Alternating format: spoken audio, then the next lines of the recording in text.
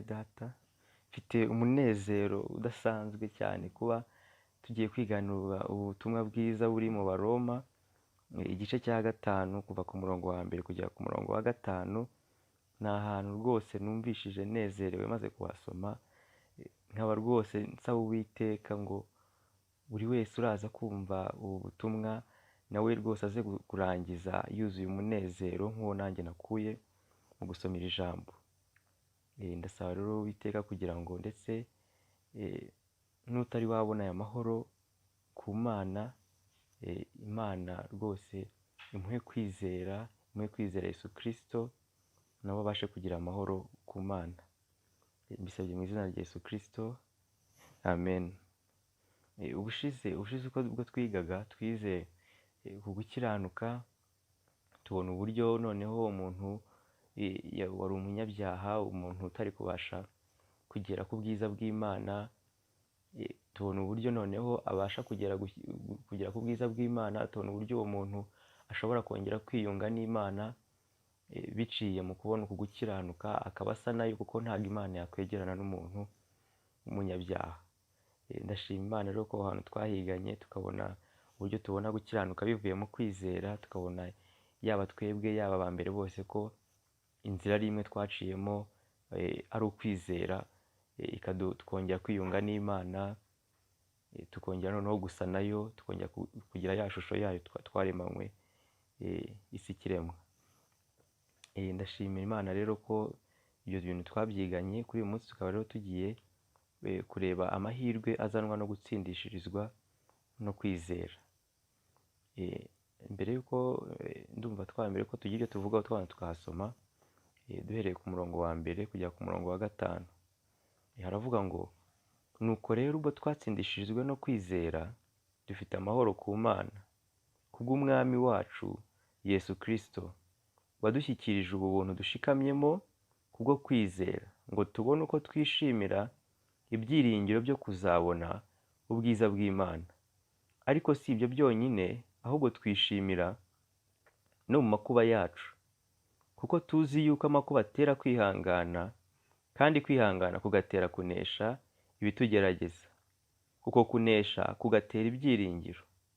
Bene ibyo byiringiro ntibikoze isoni, kuko urukundo rw'Imana rwasabye mu mitima yacu kubw'Umwuka wera twahawe. Amen. Aha niho tugiye kwigana. Turi gutangira tubona ku murongo wa mbere ngo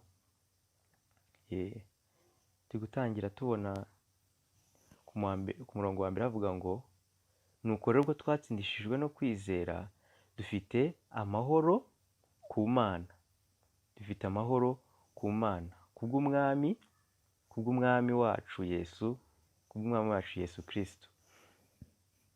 Ngo nuko rero kubwo twatsindishijwe no kwizera dufite amahoro ku Mana. Ubundi kuki ubundi nta mahoro twari dufitanye n'Imana mbere yo kwizera? Kubera iki? Ubundi iyo tutari twizera tubona uburyo nyine umuntu ni umunyabyaha, kandi isaha n'isaha yarimbuka, kubera ko ibihembo by'ibyaha ni urupfu. Igihe cyose Umwami Yesu Kristo yaza yarimbuka rwose, yamushyira mu muriro, kuko ibyo nibyo bihembo by'umunyabyaha. Nicyo gihembo cy'umuntu wese utarizeye Yesu Kristo, nicyo gihembo cy'umuntu wese udafite kwa gukiranuka twize, ariko gusa n'Imana, kuba wera usa nkayo. Umuntu rero wese utarejejwe n'amaraso ya Yesu Kristo nta mahoro afite imbere y'Imana, kubera ko isaha n'isaha Imana ije yamurimbura. Uwo muntu rero ko aba anangiwe n'umutima ndetse atanabona ari impumyi, hari n'igihe atabasha no kumenya yuko adafite aya mahoro ku Mana. Kubera iki? Kubera ko aya mahoro ntabwo ari nk'ibintu wenda byo mu isi hano ushobora nko kubura, wenda ko ari nk'intambara ukavuga ati nta mahoro mfite. Ni amahoro ubura, ariko kuko unangiwe n'umutima ukaba utanamenya ko ayo mahoro koko kutanayafite. Urugero rusanzwe hano, ushobora kuba wenda ubaye uri nko mu nzu, ariko wagoswe inzu yose wibereye mu byawe utabizi. Muri wowe ufite amahoro nta n'ikibazo, ariko ubura amahoro wenda iyo ubonye ba bantu koko baguteye cyangwa ari umuntu ubikubwiye. Nuko rero na wa muntu nawe ubura aho ngaho atari yamenya Yesu Kristo, atari yamwizera, ataramenya ko ari umunyabyaha kandi ko atabasha kwikiza, uyu muntu ntabwo abasha kumenya koko ko nta mahoro afite ku Mana. Uyu muntu yabimenya neza nk'Imana iramutse ije, nibwo yabona koko ko nta mahoro yari afite ku Mana. Nuko rero ubwo twebwe rero twatsindishijwe no kwizera, dufite amahoro ku Mana. Dufite amahoro ku Mana kubera iki? Kubera ko twogejejwe n'amaraso ya Yesu Kristo. Uyu mwami Yesu aramutse aje, yabona dusa nawe nta cyaha kituriho, nuko rwose akabona nyine dusa nkawe, akavuga ati nimuze noneho bana banjye. Nuko rero ubwo twatsindishijwe no kwizera, dufite amahoro ku Mana kubw'Umwami wacu Yesu Kristo. Tukaba dufite amahoro ku Mana bitewe n'Umwami wacu Yesu Kristo, kubera ko amaraso ye atwozaho ibyaha byacu. Ngo wadushyikirije ubuntu dushikamyemo kubwo kwizera, ngo tubone uko twishimira ibyiringiro byo kuzabona, kugira ngo tubone uko twishimira ibyiringiro byo kuzabona ubwiza bw'Imana. Ni ukuvuga ngo yadushyikirije ubu buntu dushikamyemo kubwo kwizera. Yesu Kristo niwe turi kuvuga aha hejuru, niwe ubikomeje, niwe uri kuvugwa hano hejuru, ngo yadushyikirije ubu buntu dushikamyemo kubwo kwizera, ngo kugira ngo tubone kwishimira ibyiringiro byo kuzabona ubwiza bw'Imana. Kubera iki? Kubera ko iyaba tutarabonye ubu buntu bivuye ku Mwami Yesu Kristo, ntago twari kuba dufite ibyiringiro ndetse twishimiye no kuzabona ubwiza bw'Imana. Kubera iki? Kubera ko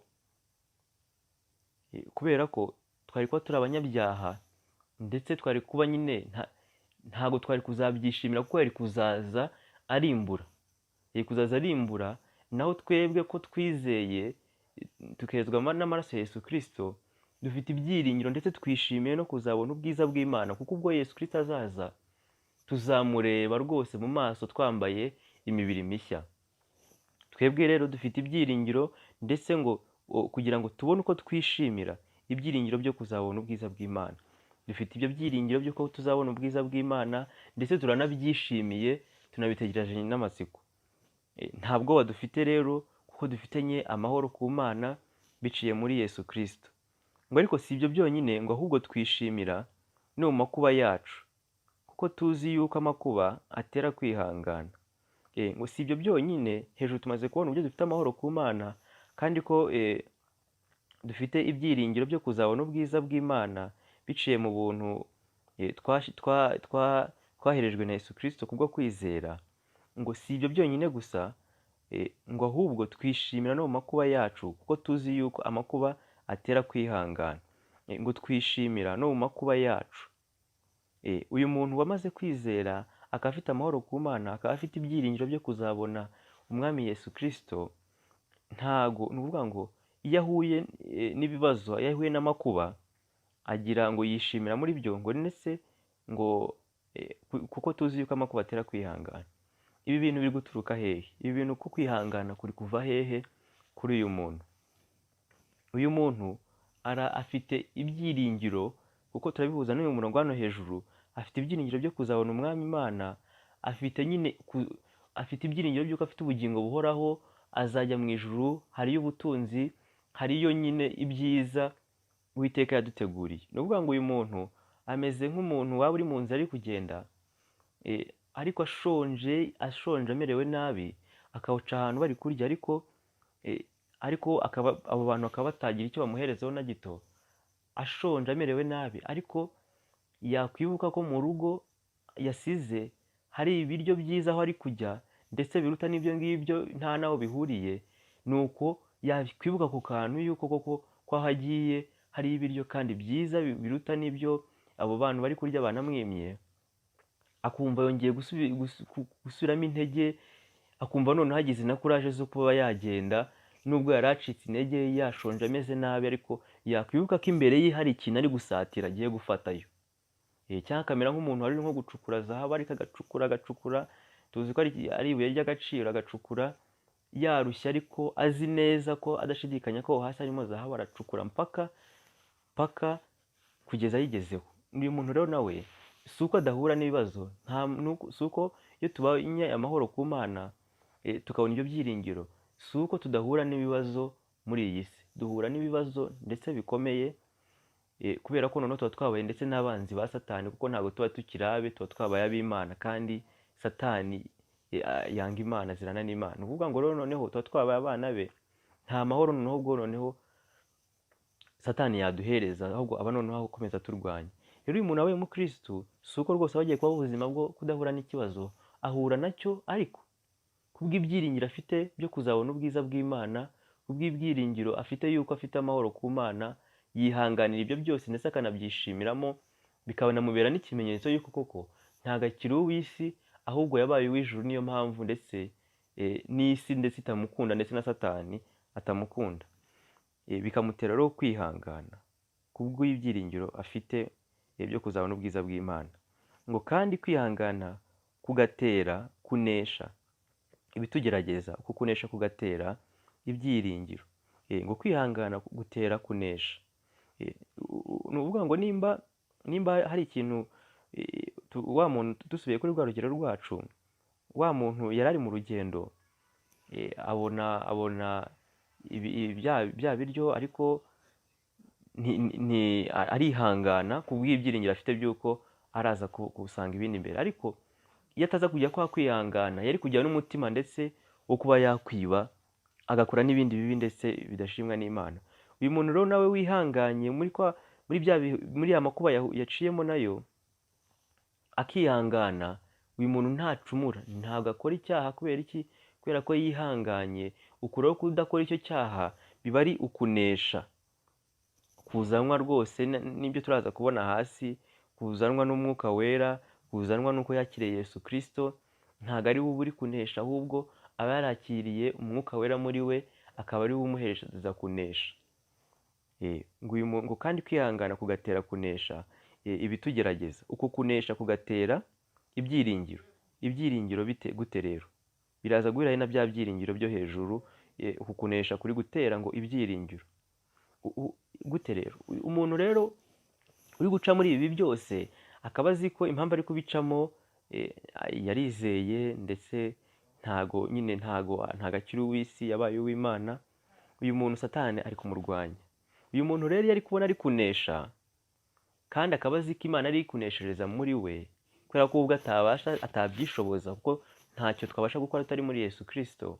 Uyu muntu rero iyo anesheje agira ibyiringiro, kubera iki? Ko abona koko ko ya Mana iri muri we, ko iri gukorera muri we.